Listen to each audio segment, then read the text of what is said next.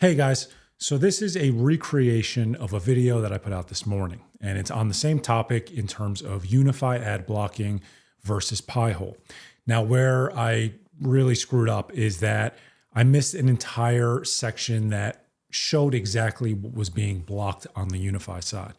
So somebody pointed it out right away, and they were absolutely correct. So I wrestled with what was best, and ultimately I came to the conclusion that just removing the video was best. I pinned his comment, but there's not that many comments on these videos, and I didn't think that everybody would see it. So the best thing to do was to take it down. So first of all, thank you to that person for highlighting it because I screwed up. Second of all, I did my due diligence to try and find that, but clearly not good enough. I checked everywhere that I thought it could be. I went online and I searched to see if there was any way to do it, and I came across a bunch of articles saying that there is not a way to do it. But with UniFi, things change a lot. So I should not have taken that. I kind of took that for granted and said, there's no way to do it.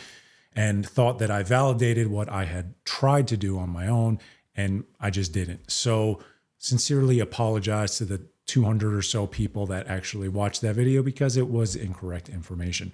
So this is a re-upload of that video. Again, thank you to that person, but we're going to jump right into it. And the very first thing that I want to go over is UniFi ad blocking is very similar to Pi-hole in the sense that it's a DNS sinkhole. So what ends up happening is that when you go to a website, there are tons and tons of DNS requests.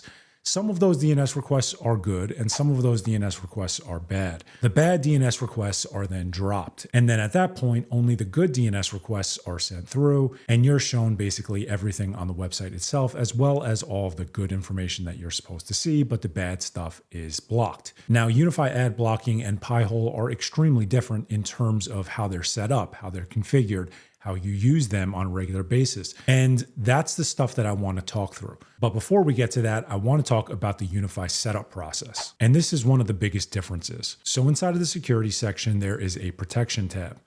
And inside of there is something called ad blocking. From there, you can select any of the VLANs that you want to block ads on.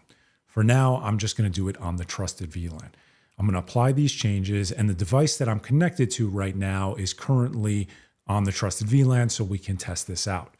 So if I just pull up a command prompt window and I do an NS lookup on googleadservices.com, what you will see is we'll get a response of 0.0.0.0. That indicates that this domain is blocked.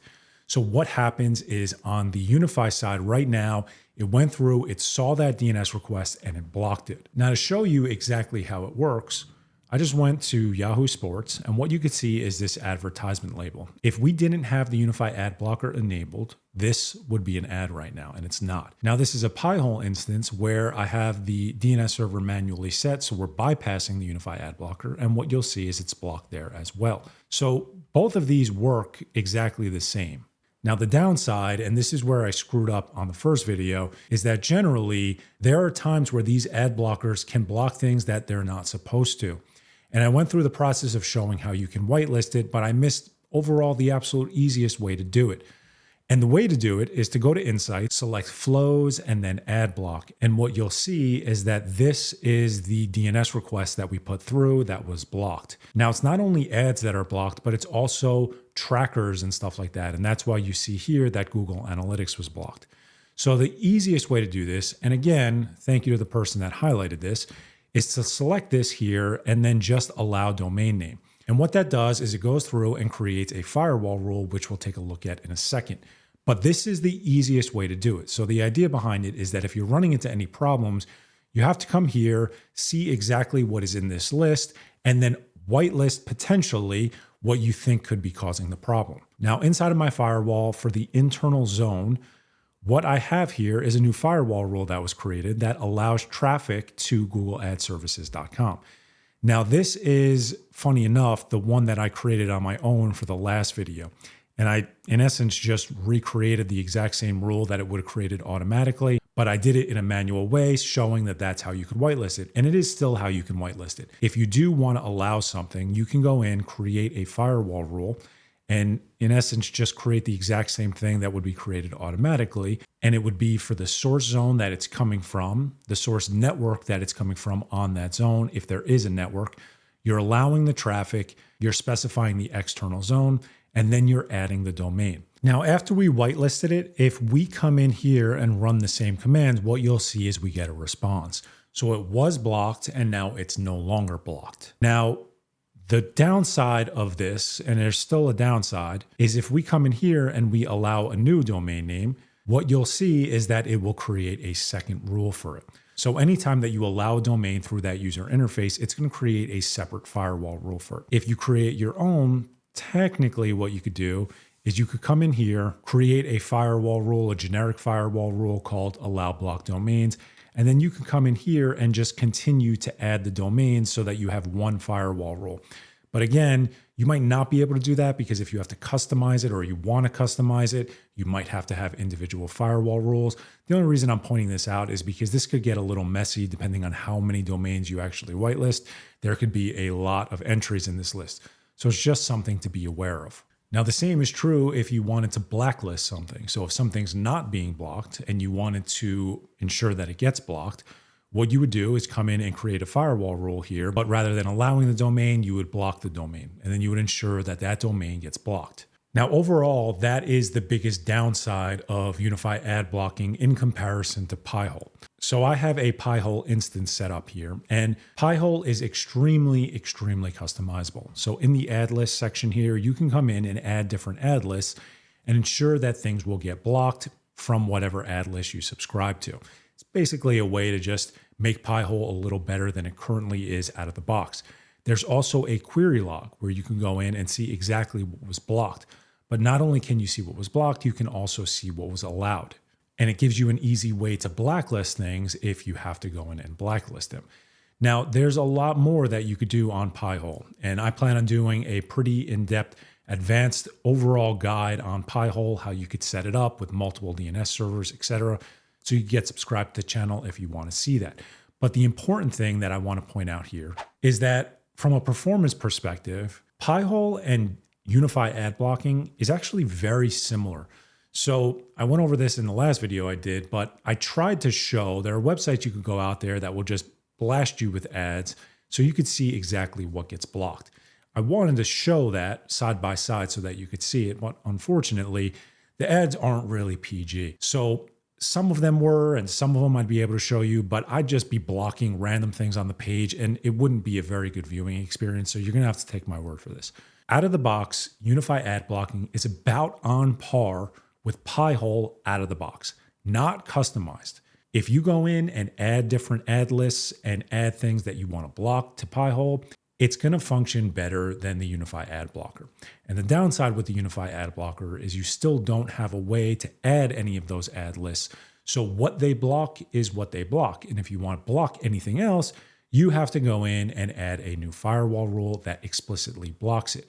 With Pi-hole, there are a bunch of ad lists out there that you can subscribe to, add it to your instance. They're constantly updated on their side, which ensures that the latest ads and trackers are all blocked properly. Now, that's from a performance perspective.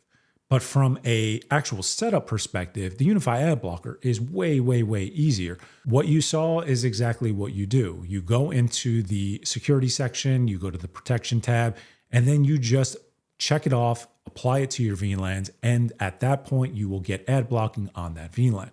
The big thing it was missing, or at least what I thought it was missing, was a list to show you what was blocked. Because that's, to me, the most important thing. Blacklisting is important, but it's not as important as whitelisting because functionality can break when you implement it. And you need to know exactly what is blocked so that you can whitelist it. It's more important to me than what isn't blocked so that you could blacklist it. So today, the UniFi Ad Blocker is actually a lot closer to Pi-hole than I thought it was, at least for my personal usage.